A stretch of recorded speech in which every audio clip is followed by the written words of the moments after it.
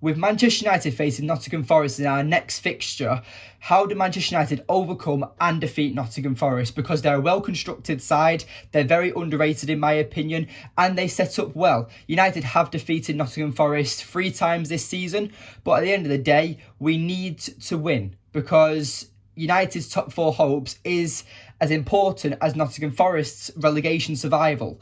Now, for me, I think with the most recent setbacks we've received it's a setback almost. And for me, it's going to be a tough game.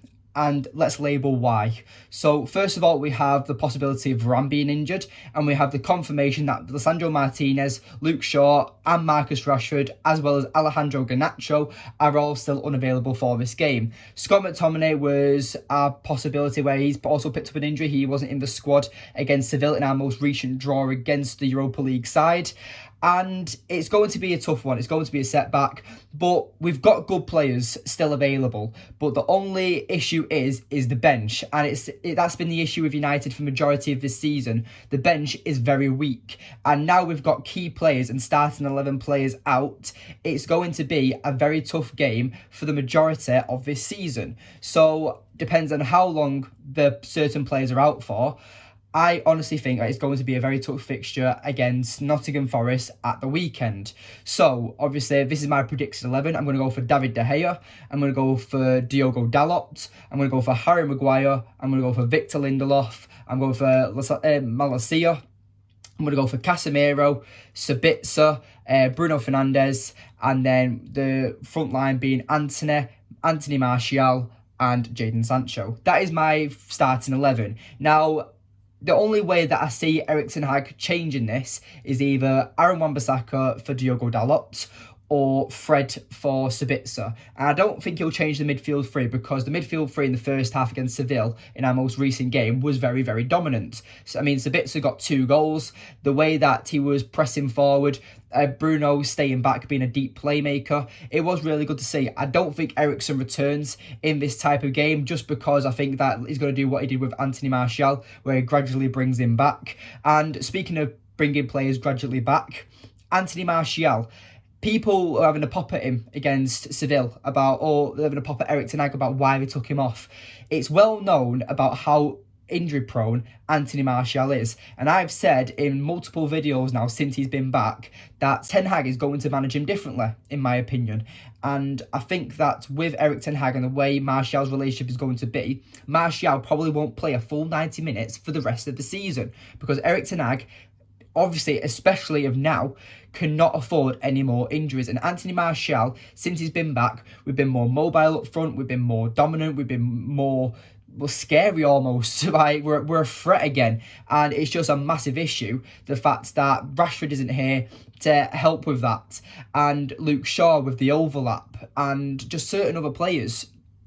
Anthony Martial is a key player for this squad, and this is why, with the way Anthony Martial plays, this is why I'm absolutely horny to see Harry Kane in a Manchester United shirt, because Harry Kane is levels above Anthony Martial, but their play style is very similar. They don't make intense sprinting runs, but their build-up in possession, their chance on goals, they're very, very dangerous, and Harry Kane is levels above Anthony Martial in my opinion. But if Harry Kane can play the way Anthony Martial does, United could honestly be title contenders. And I'm not saying that United need a bigger squad and we need a stronger squad. But if Harry Kane can come into that starting 11, I would say that United have one of the strongest starting 11s in the Premier League when everyone is fit. But it's just down to injuries that might ruin our season.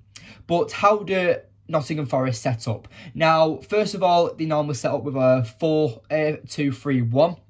Or normally go to a back 5 of a 5-2-3-2 almost. Is that right? I think it is. Or is it? I think it's a 5-2-3-1 or something. But the way they set up is that they normally drop back and try and break on the counter-attack. They're normally not a team that will go toe-to-toe with you and beat you on possession, beat you on chances. They just try and break. That's the only way they're going to do it. And it kind of reminds me the way Sean Dyche's Everton play, who we have played in very recently.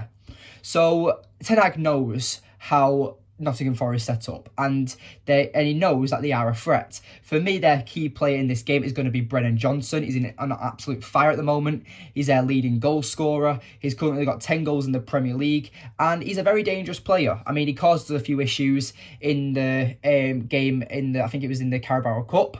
So we have got to be careful of him almost, and with him being that more right-hand sided player, I do worry to see that left-hand side defensively, because Malacia last night, him being defensive wasn't the best. He didn't have a great performance last night, but I do back Malacia. I do think he's a very good player, but he has got to be careful with them getting behind runners, and he's got to be a bit more composed when he's under pressure.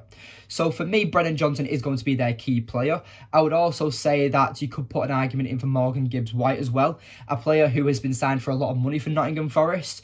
But at the end of the day, he hasn't scored a lot, he hasn't assisted a lot of goals, but he's one of them players where he doesn't get your headlines, he's not massively well on goals and assists on his stats, but his build-up play, everything resolves around him or Brennan Johnson, in my opinion.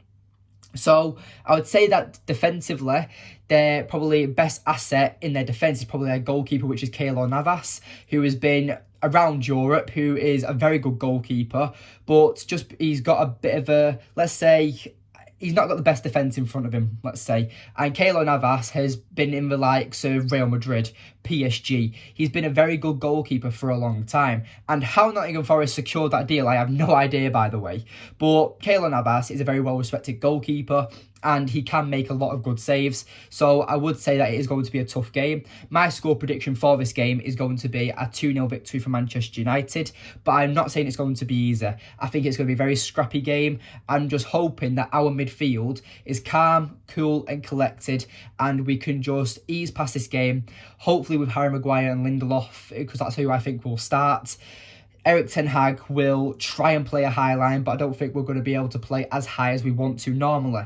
And this is why I think that Diogo Dalot would be a better option than Aaron Wan-Bissaka, because yes, Aaron Wan-Bissaka will help the back line out more defensively, but I think because we won't be playing a massively high line, you need an attacking fullback in Diogo Dalot in this game. But that's just my opinion. So yes, thank you for watching today's video. Please remember to like, subscribe, comment and share. Thank you for watching, and I'll see you in the next one.